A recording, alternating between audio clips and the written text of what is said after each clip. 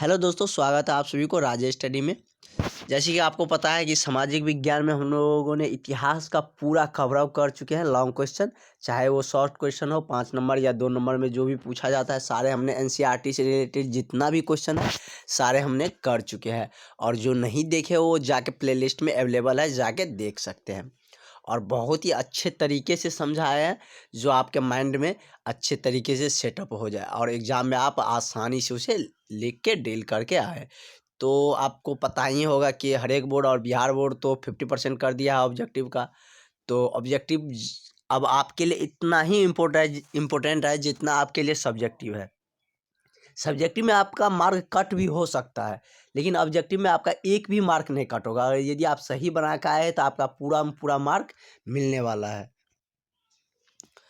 तो ऑब्जेक्टिव आपके लिए बहुत ही इम्पोर्टेंट हो जाता है, इसलिए हम लोग ऑब्जेक्टिव भी देखेंगे। सारे टॉपिक वाइज हम ऑब्जेक्टिव देखेंगे, क्योंकि आपके लिए जितने भी टॉपिक मैंने बताया है ऑल सब्जेक्ट का सबका टॉपिक वाइज ऑब्जेक्टिव आपके लिए तैयार भी है। और पिछले साल हमने इसका बुक भी चलाए थे, बहुत ही अच्छा रिव्यू था।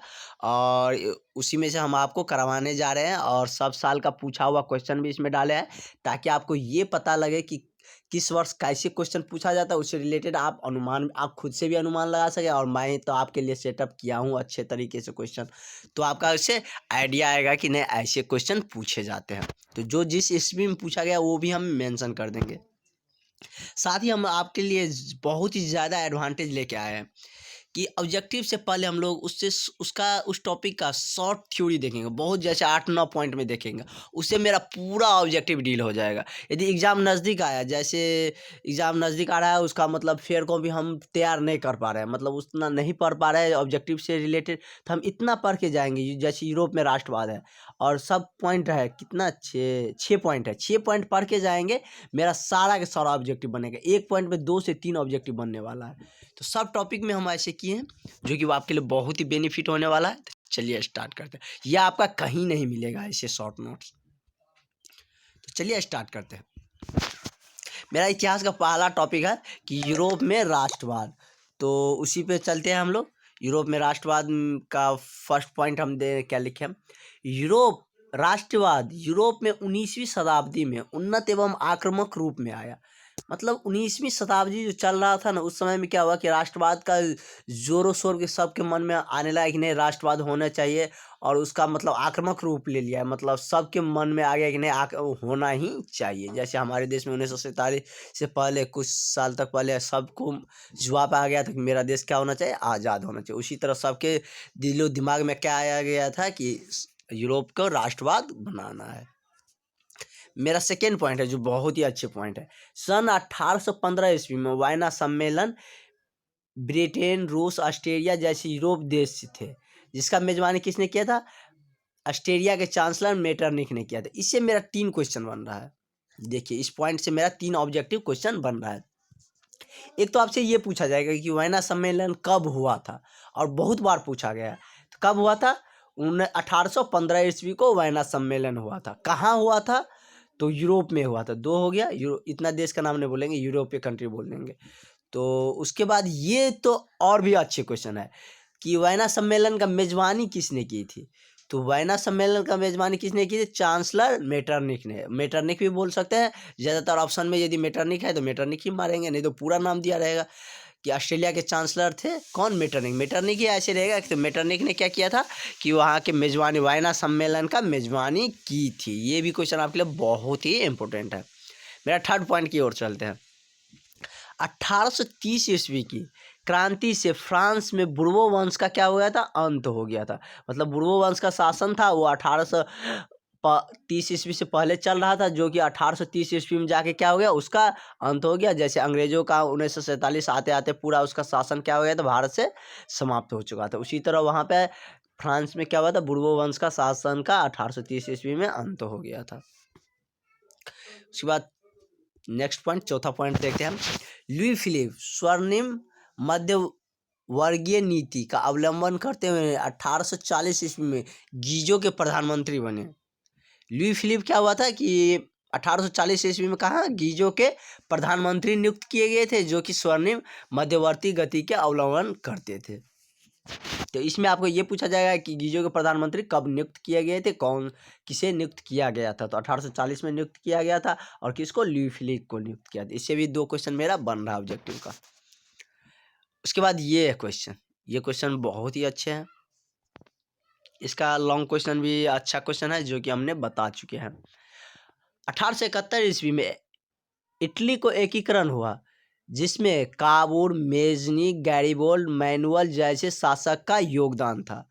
इसमें 1871 ईस्वी में जो इटली का एकीकरण हुआ, इसमें ज़्यादातर किसका योगदान था, मेजनी, गैरिबोल्डी, इमानुएल जैसे शासक का योगदान था। जैसे हम लोग भारत के स्वतंत्रता में बहुत सारे के योगदान जानते हैं, लेकिन ज़्यादातर हम लोग महात्मा गांधी, सुभाष चंद्र बोस, चंद्रशेखर आज़ाद और भी बहुत सारे हैं, इन सब की ज़्यादा हम लोगों के मतलब दिमाग में रहते हैं। इसी तरह इसका क्या था, मेजनी, गैरिबोल्डी और इमानुएल। मेजनी को तो इटली का क्या कहा जाता था, मसीहा कहा जाता था। गैरिबोल्डी को वहाँ काबुल को वहाँ का मतलब तलवार कहा जाता था, और काबुल को राजनीतिज्ञ कहा जाता था, और गैरिबोल्डी को वहाँ का तलवार कहा जाता था, मेजनी को इटली का मसीहा कहा जाता था। तो इससे आपको ये पूछा जाएगा कि, और ऑब्जेक्टिव देखेंगे तो हमको और भी क्लियर हो जाएगा कि 1800 मतलब इटली का एकीकरण कब हुआ था, 1871 ईस्वी में।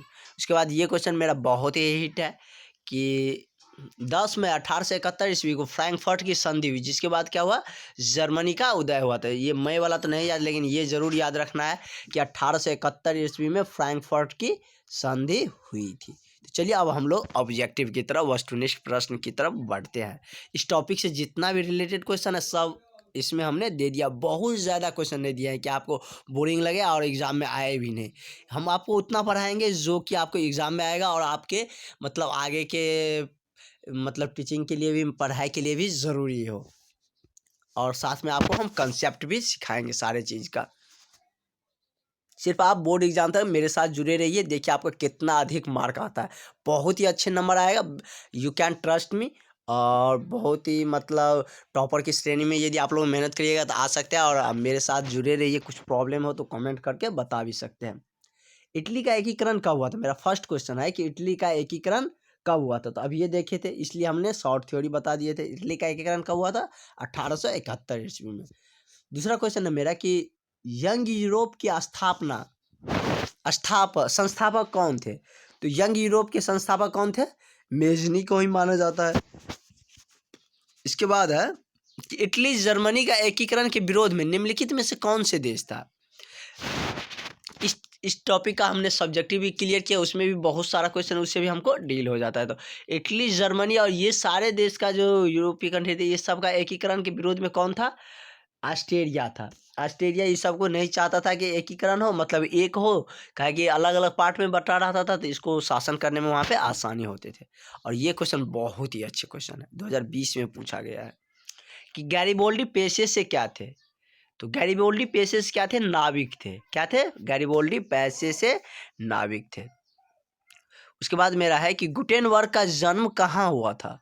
तो गुटेनबर्ग का जन्म जर्मनी में हुआ था। कहाँ हुआ था, जर्मनी में हुआ था, जो कि 2019 में पूछा गया क्वेश्चन है फर्स्ट पाली में। उसके बाद है छठा क्वेश्चन मेरा है, यूरोप का मरीज किसे कहा जाता था। तो यूरोप का मरीज तुर्की को कहा जाता था। तुर्की को यूरोप का मरीज माना जाता है, जो कि 2019 के सेकेंड पाली में पूछा गया है।